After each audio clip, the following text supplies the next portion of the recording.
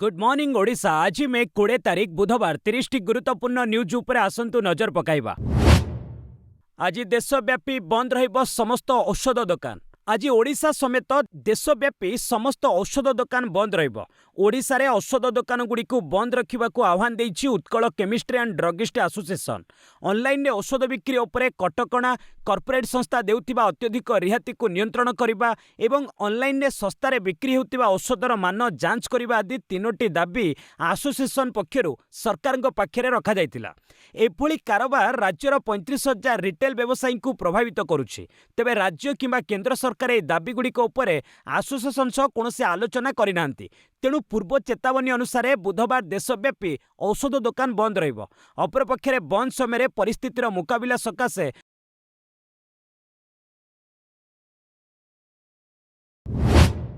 आज प्रकाश पाइब जुक्त 2 कला विज्ञान और वाणिज्य फल। बहु प्रतीक्षित द्वादश श्रेणी बा जुक्त 2 कला विज्ञान और वाणिज्य फल आज प्रकाश पाइब। एक समय धंदामूलक बा भोकेशनाल परीक्षा फल मध्य बाहरिब।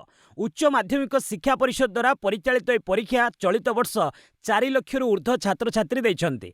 परीक्षार्थी माने परिषदर वेबसाइट chse.odisha.nic.in किंबा results.odisha.gov.in किंबा digillocker.gov.in ने फल देखि परिबे।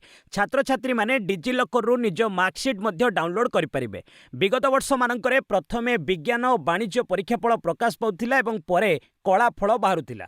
चलित वर्ष छात्र छात्री मानक सुविधा पई एककालीन समस्त स्ट्रीम फल प्रकाश पाइब। 5 राज्यर कृषि विकास पई हेबो रोडमैप। चाषींक पई फार्मर आईडी। ओडिशा, बिहार, छत्तीसगढ़, झारखंड और पश्चिमबंग आदि 5टी राज्यर कृषि विकास पई प्रस्तुत हेबो रोडमैप। कृषि विकास क्षेत्र में पूर्व भारतर 5 राज्य आसिब बड़ विप्लव। पूर्व भारतर उर्वर भूमि और जलवायु साजिब चाषींक प्रगतिर इंधन। भुवनेश्वर में अनुष्ठित एक कृषि सम्मेलन में जोगदे यह कहिसंती केंद्र कृषि मंत्री शिवराज सिंह चौहान। नेचुरल फार्मिंग को से गुरुत्व दे प्रत्येक कृषक निज जमी अति कम 5 भागरू भाग्य जमी प्राकृतिक चाष करने को आह्वान देते।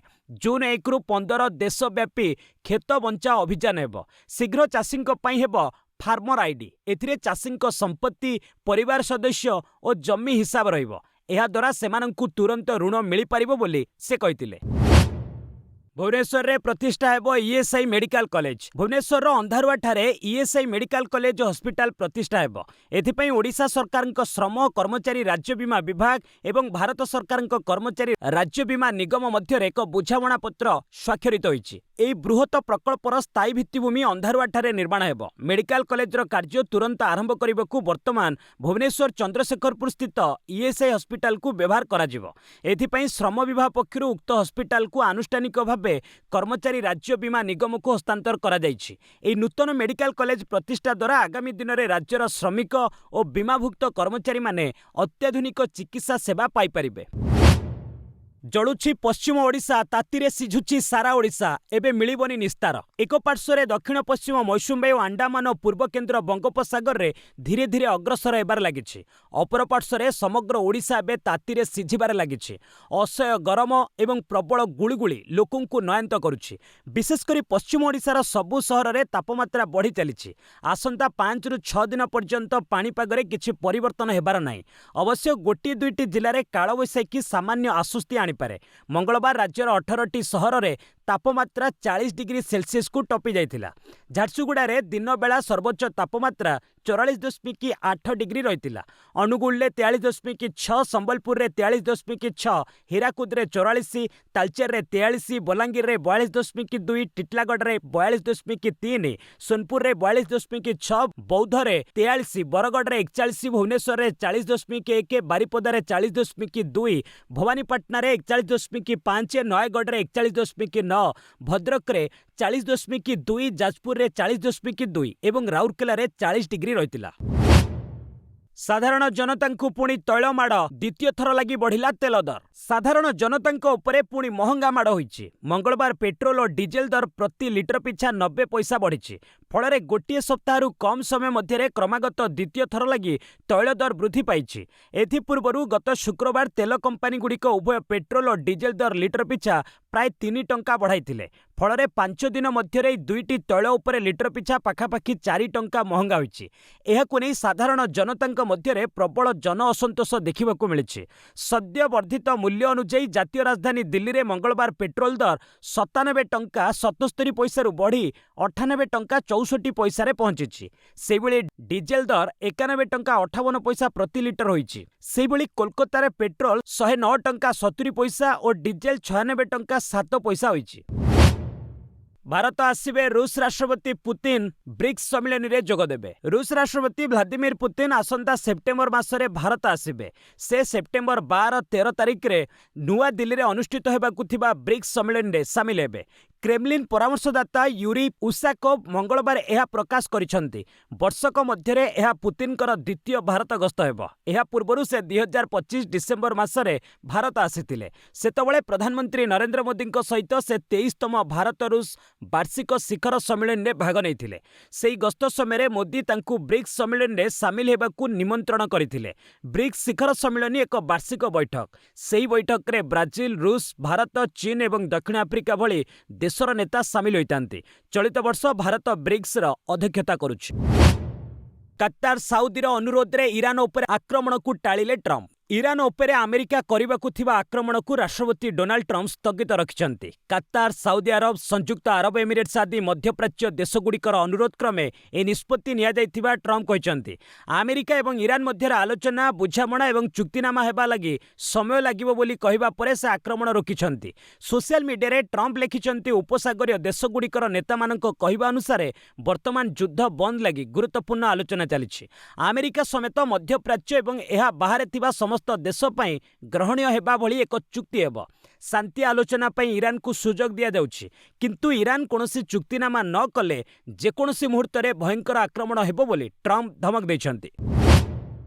राहुल गांधी चेतावनी, देश में आगक आसुची आर्थिक झड़। निर्वाचन पर तैल दर वृद्धि घटिबा नै कांग्रेस सांसद राहुल गांधी पूर्वानुमान करथिले, ताहा सत हैला।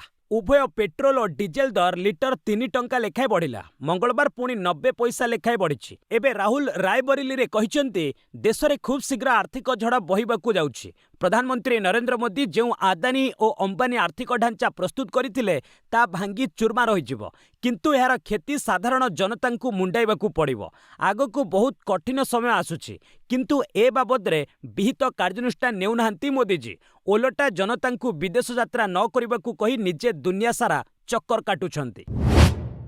ईरान संसद में आसिबो बिल, ट्रम्प नेतान्याहू को हत्या कले 500 कोटी पुरस्कार। अमेरिका राष्ट्रपति ट्रम्प और इस्राएल प्रधानमंत्री नेतान्याहू को हत्या कले 500 कोटी टंका पुरस्कार देव ईरान। एथिपाई देशर संसद में बिल आसीपारे। रिपोर्ट अनुसार ईरानी संसदर जातीय सुरक्षा आयोग ए बिल प्रस्तुत करुछि।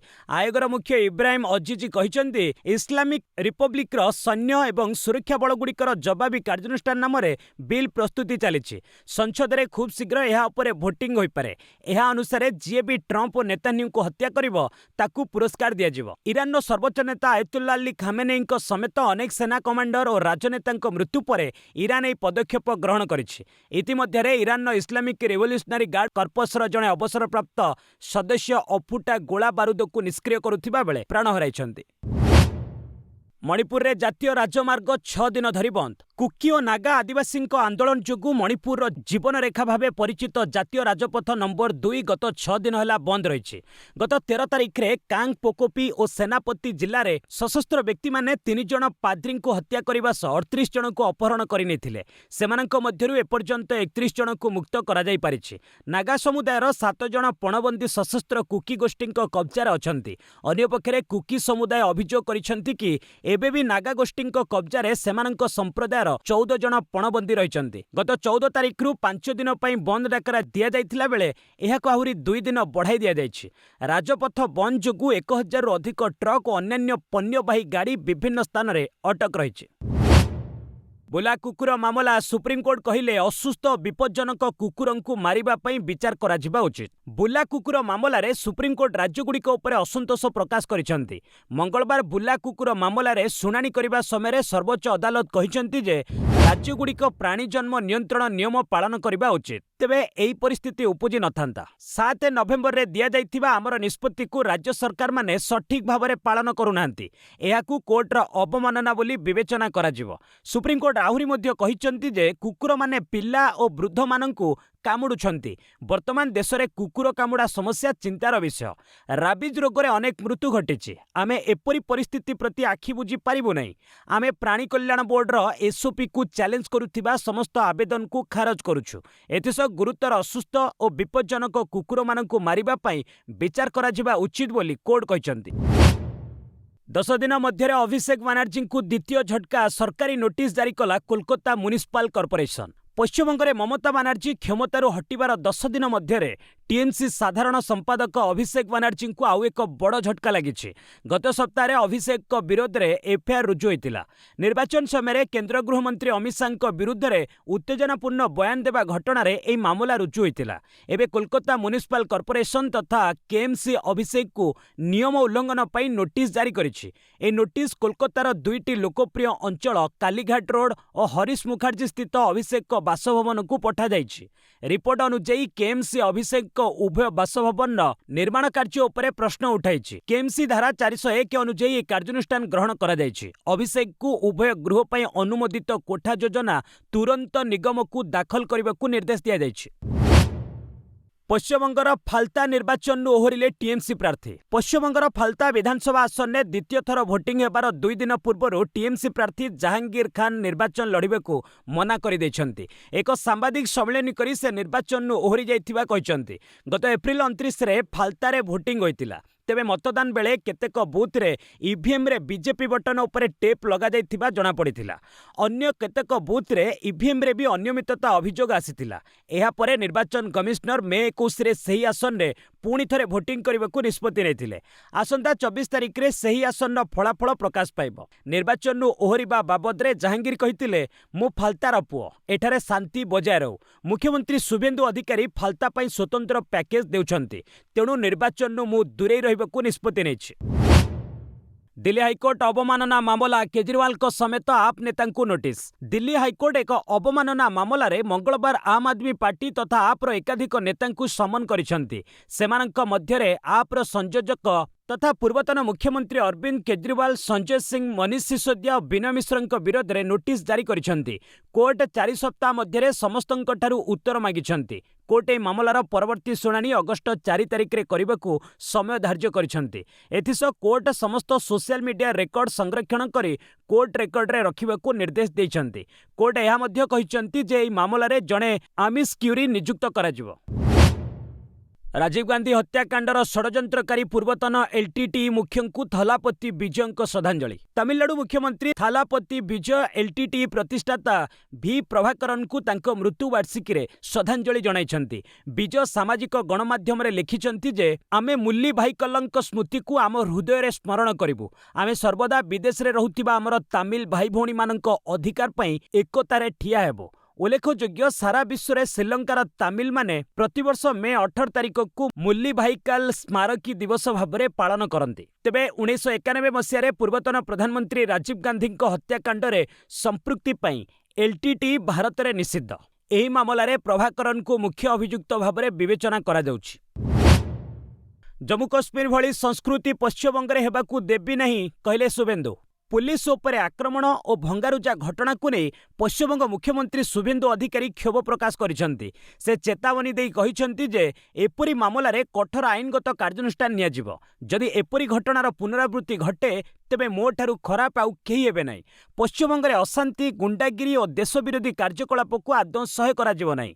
जम्मू कश्मीर भली संस्कृति पश्चिमबंग रे जारी रखिबाकू देबु नहीं बोली शुभेंदु कहिसेंती। प्रकाशयोग्य बंगलार बीजेपी सरकार सार्वजनिक स्थान रे नमाज बंद करिसेंती। एथिसह सर्कस पार्क अंचल रे जबरदखल विरोध रे कार्यानुष्ठान ग्रहण कराजिबा समय रे स्थानीय बासिंदा माने पुलिस उपरकू पत्थर फिंगिबा आरंभ करथिले, जोंथिरे 6 जण पुलिस कर्मचारी और 2 जण सीआरपीएफ सैन्य आहत होइचंती। एही घटना रे वर्तमान सुद्धा 40 जण को गिरफ्त करा जायछि। ଆମେରିକାରେ ମସଜିଦ ଉପରେ ଗୁଳିମାଡ଼ରେ 5 ଜଣଙ୍କ ମୃତ୍ୟୁ। ଆମେରିକାର ସାନ୍ ଡିଏଗୋର ସବୁଠାରୁ ବଡ଼ ମସଜିଦ ଉପରେ ଆକ୍ରମଣ ହୋଇଛି। 2 ଜଣ ଯୁବକ ମସଜିଦରେ ପଶି ଆଖିବୁଜା ଗୁଳିଚାଳନା କରିଥିଲେ। ଫଳରେ ମସଜିଦର ସୁରକ୍ଷାକର୍ମୀଙ୍କ ସମେତ 3 ଜଣଙ୍କ ମୃତ୍ୟୁ ଘଟିଛି। ପରବର୍ତ୍ତୀ ସମୟରେ 2 ଜଣ ଆକ୍ରମଣକାରୀ ଯୁବକ କାର୍ ଭିତରେ ଗୁଳି କରି ଆତ୍ମହତ୍ୟା କରିଥିବା ସ୍ଥାନୀୟ ପୁଲିସ ପକ୍ଷରୁ ସୂଚନା ଦିଆଯାଇଛି।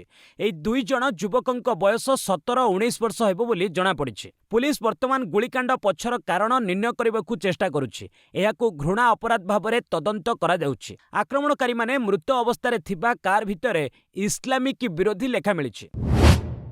ବିଜେପି ସାଂସଦ ଅରବିନ୍ଦ ଧର୍ମପୁରୀଙ୍କ ବଡ଼ ବୟାନ ପରବର୍ତ୍ତୀ ଶୁଭେନ୍ଦୁ ଅଧିକାରୀ ହେବେ ରେବନ୍ତ ରେଡ୍ଡି। ତେଲେଙ୍ଗାନାର ବିଜେପି ସାଂସଦ ଅରବିନ୍ଦ ଧର୍ମପୁରୀଙ୍କ ଏକ ବୟାନକୁ ନେଇ ରାଜନୀତି ସରଗରମ ହୋଇଛି।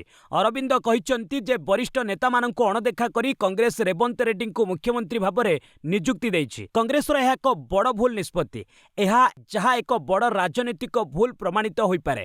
ରେବନ୍ତ ଭବିଷ୍ୟତରେ କଂଗ୍ରେସ ଛାଡ଼ି ବିଜେପିରେ ଯୋଗ ଦେଇପାରନ୍ତି।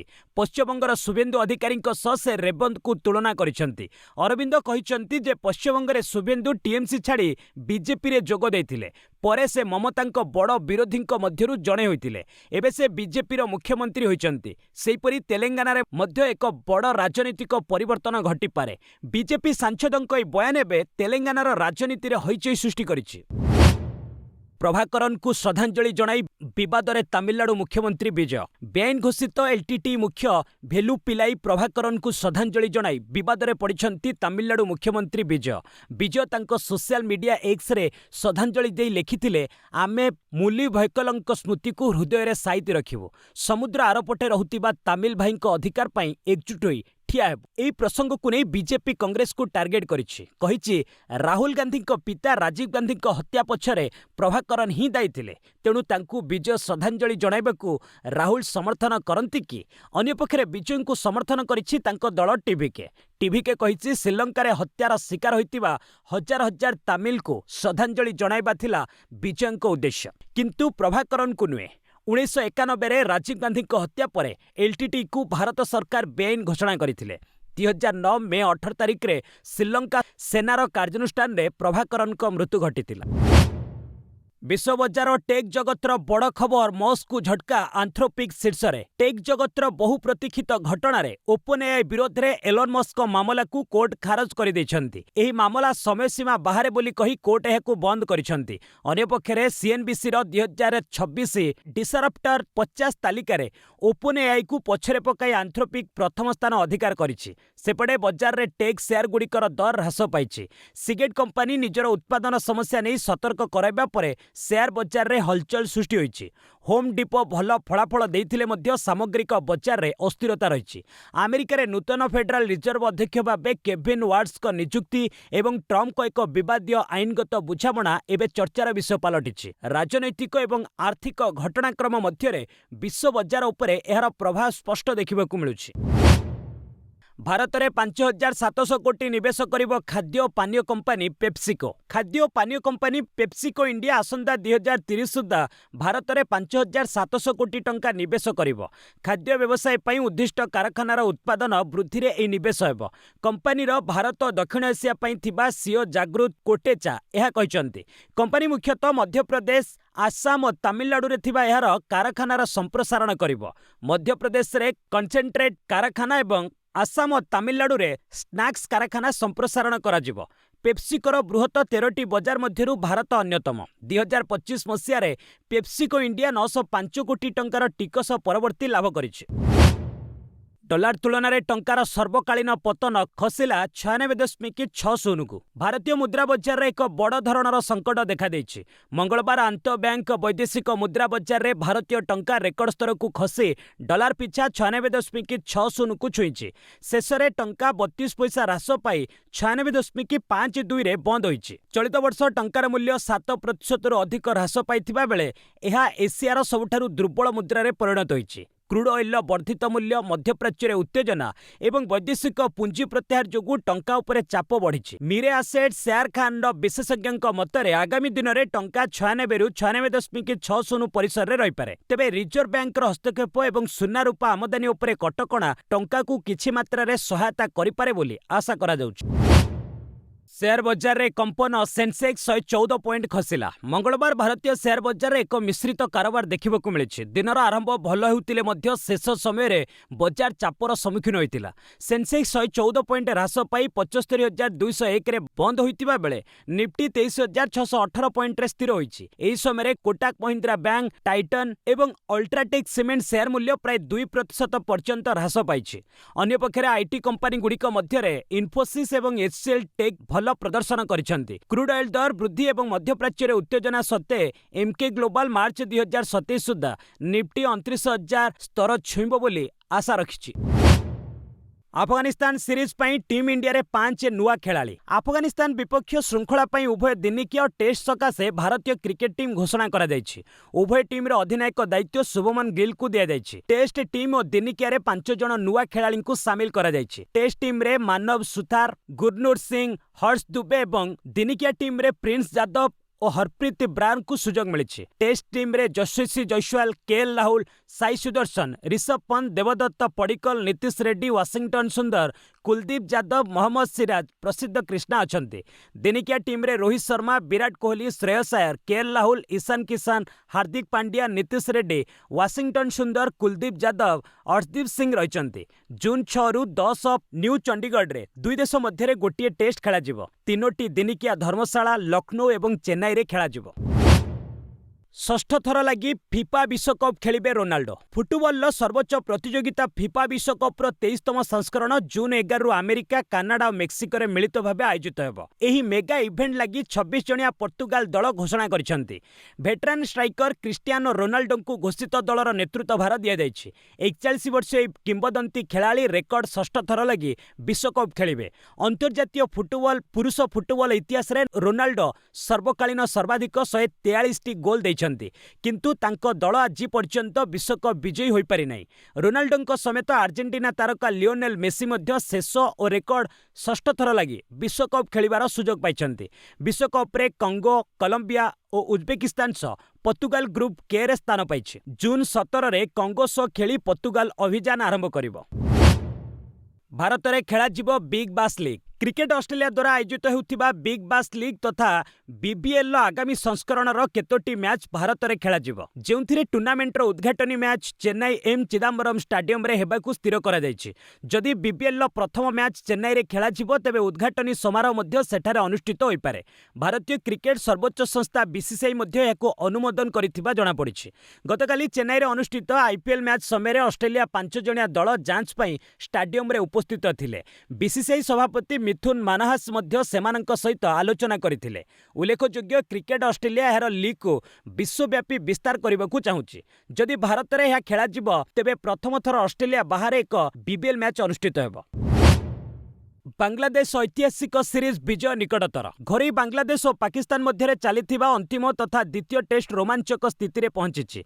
437 रन कष्टसाध्य लक्ष्य को पीछा करिथिबा पाकिस्तान मंगलवार शेष सुधा द्वितीय पाली रे 7 विकेट हराई 316 रन संग्रह करिछि। बुधवार मैच रो अंतिम तथा पंचम दिवस बड़का 3 विकेट रे पाकिस्तान को विजय लगी आउ 121 रन आवश्यक पड़ुछि। स्टम्प्स बेल को अभिज्ञ बैटर मोहम्मद रिजवान 75 और साजिद खान 8 रन करी खेलुछंती। तेणु रिजवान को ऊपर सीरीज रो फलाफल एबे निर्धारण करिवो। बोलिंग रे बांग्लादेश पई बामहाती स्पिनर ताइजुल इस्लाम सर्वाधिक 4टी विकेट नेछंती। बड़का 3टी विकेट नै बांग्लादेश ऐतिहासिक सीरीज विजय लक्ष्य रे रहिछि।